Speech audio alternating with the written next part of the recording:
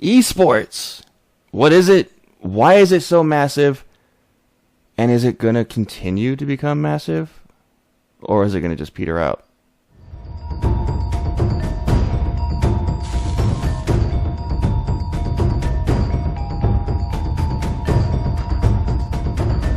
Hi everybody, welcome back to Daily Gamer Opinion. I am Joe the Widget Wilson, and I am joined again by one of my best friends, my fellow gamer extraordinaire and fellow co-host of many things, Mr. Justin Blatecki. Hi. Mr. Navosi himself. And we are coming on today to talk to you guys about esports. We've done a podcast about esports in the past. We've been professional gamers before. We know this arena, and Justin follows different passive esports that I don't follow. MOBAs, things like that. I hate MOBAs with a bloody passion. But that's just me. There's one MOBA coming out that I do enjoy, and I plan on talking about it in the near future. That's Gigantic. Oh. I was like, which MOBA? But let's touched that in a while. Yeah, let's go ahead and talk about esports in general. What it is and what's going on with it. Justin, I'm going to give him a little outline of what esports is. Esports stands for electronic gaming, for those viewers who don't know, but I'm assuming most of you actually know that. And it is professional video gaming, and that's not just people on Twitch at all times making a living off Twitch. No, these are people who spend countless hours playing the game just to get better, to play on really high levels, just like any other traditional sport, such as baseball, football, basketball. They put the same amount of hours and dedication into it, and they're just now starting to get the recognition they deserve as players. Just now? I would say just now. They're just now starting to get that recognition, even in terms of salary, in terms of support, in terms of financing for the teams now. I think I have to counterpoint you on that one just a little bit, because this actually started 4 years ago when many countries, including our own, started issuing athlete visas to esports teams. And that's when revenue started going crazy. In fact, back in 2013, ESPN released an article about esports. I'll put that in the comments below. And in this, they do some statistics about the about the growth of esports in general. In 2012, it was at, let me see if I can read this right here. The esports audience, frequent viewers and enthusiasts, type in also with the time spent watching esports worldwide in hours. 1.3 billion hours in 2012 with 58 million viewers. 2013, 2.4 billion hours with 74 million viewers. 2014, 3.7 billion at 89 million viewers. Do you see the growth there? It's doubling and doubling. Last year, they estimated esports to be growing at 400% per year. Yep.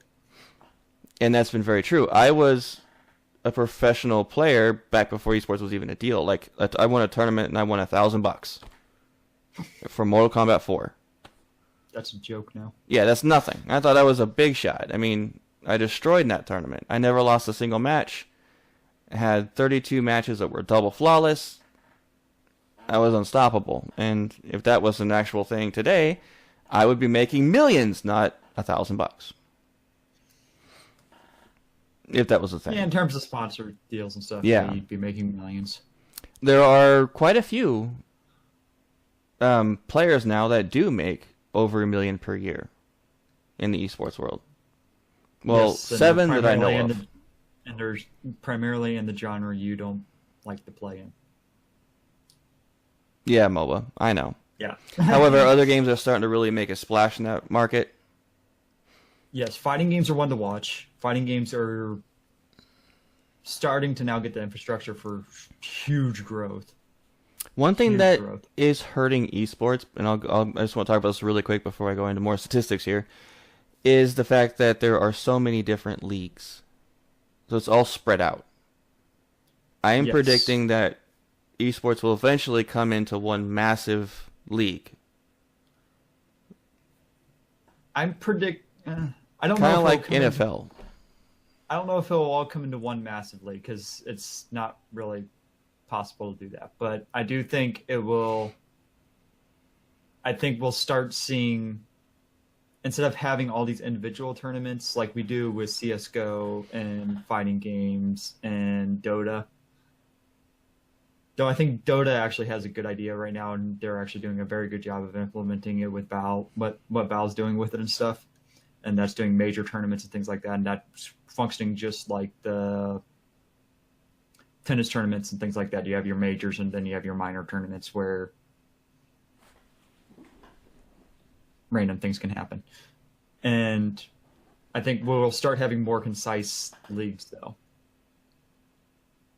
I do think that. I don't think we'll have like 3 or 4 different StarCraft leagues like we have, or League has a halfway decent system. They're still working on improving that. And the Overwatch system's interesting. I'm not sure how well it's going to work, though. No. MLG is one of the biggest ones right now for esports.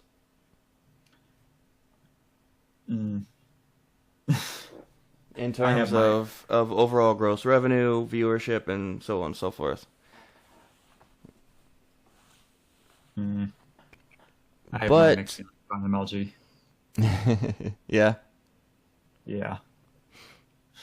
They did a poll or they did an actual viewership total of all the major sporting events in 2014. No, 2013, sorry. Of the different sports and how many viewers watched those sporting events. Number 1 was the Super Bowl that year at 112 million viewers. Number 2 was League of Legends at 27 million, which surpassed the Golf Masters by 2 million viewers. Yep. And right below the Masters at 20 million was Dota 2, the International, which beat out NBA Finals, the World Series, and the Stanley Cup Finals. Stanley Cup doesn't surprise me. Esports has been beating hockey for the last probably 5 years. Currently, gaming is a number 2 viewed genre in YouTube. It's probably... I would actually... Well, that was in 2015, so that could be different now.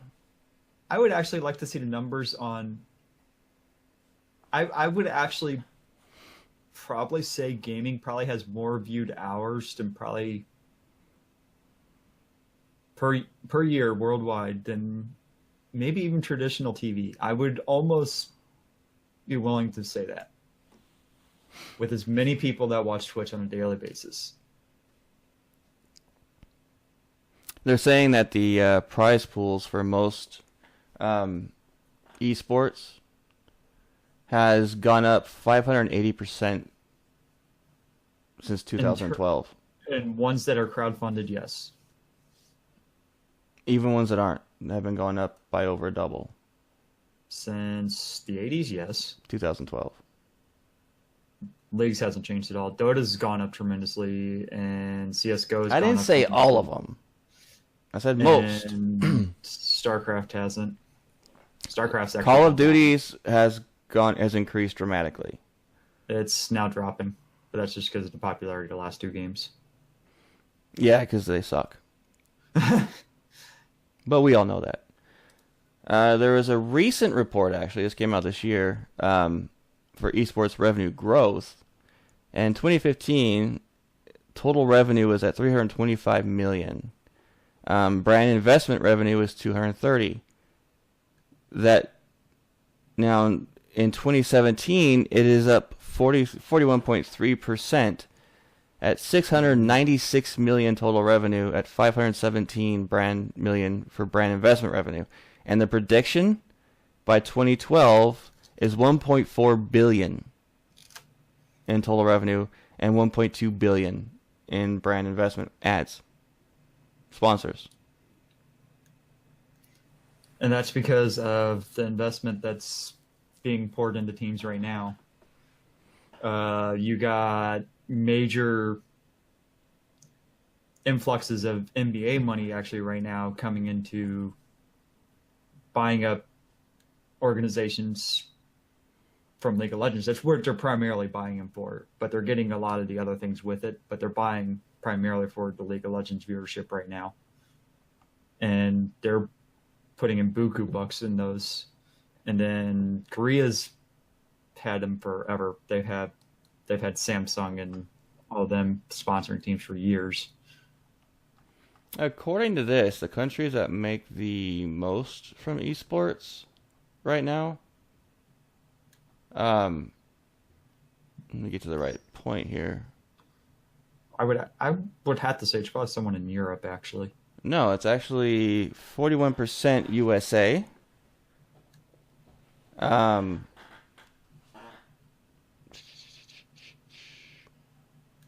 China. Yeah, China has a big one too. Making up China, 15%. Oh, sorry. United States is 37% total revenue. China's 15%.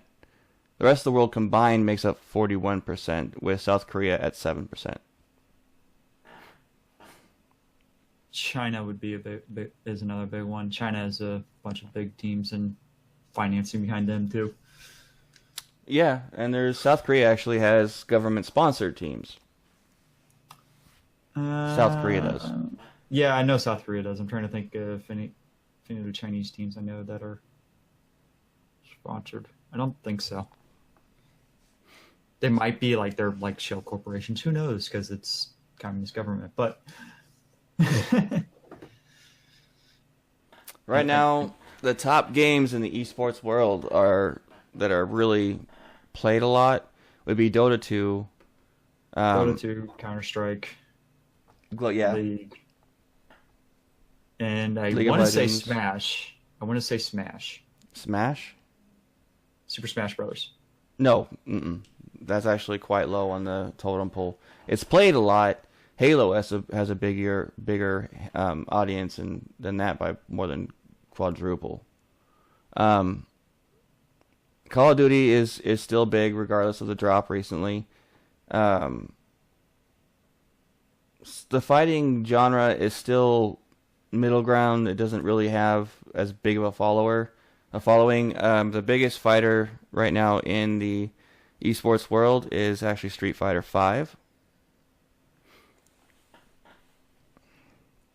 In terms of viewership and revenue. I think that actually is probably changing this year. CSGO is the number one shooter. Yes, that's not even close. Yeah. So there's quite a few companies trying to burst into that. Hearthstone actually has a pretty good...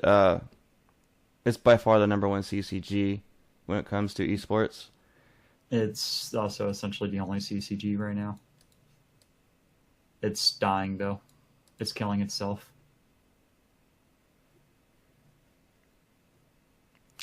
They're gotten quite good at that. Oh yeah, they're fantastic at it by trying to copy everybody else instead of coming up with unique new IPs. As you can tell, I'm not a big fan of Blizzard anymore because their recent model was just, let's go ahead and copy what's popular and make our own version of it. Unfortunately.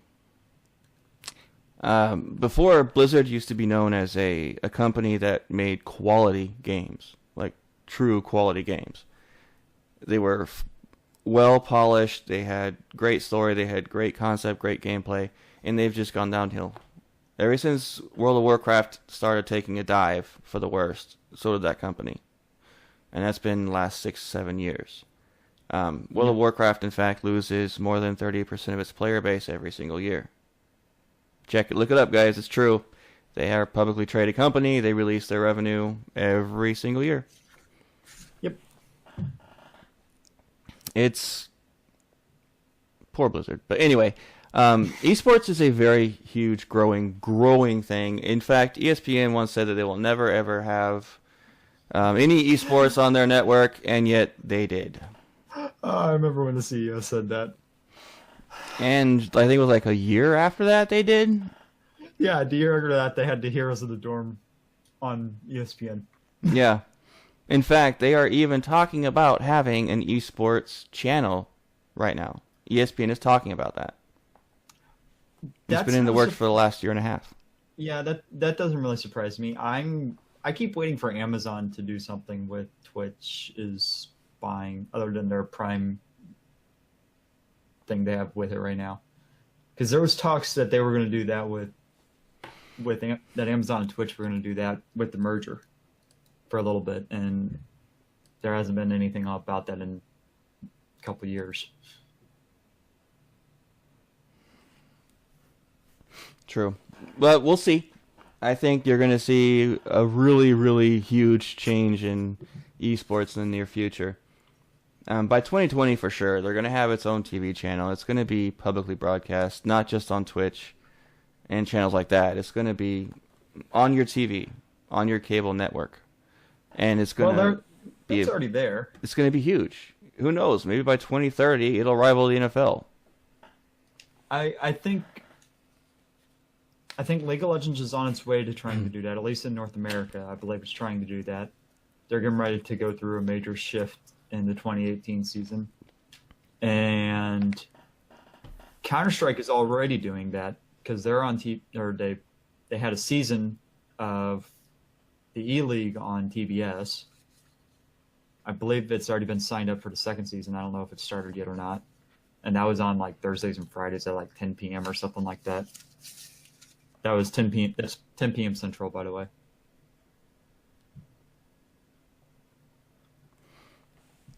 So yeah, I mean, that is a short breakdown of esports. I know that Justin and I might get into it more in future episodes. We'll see. Yeah.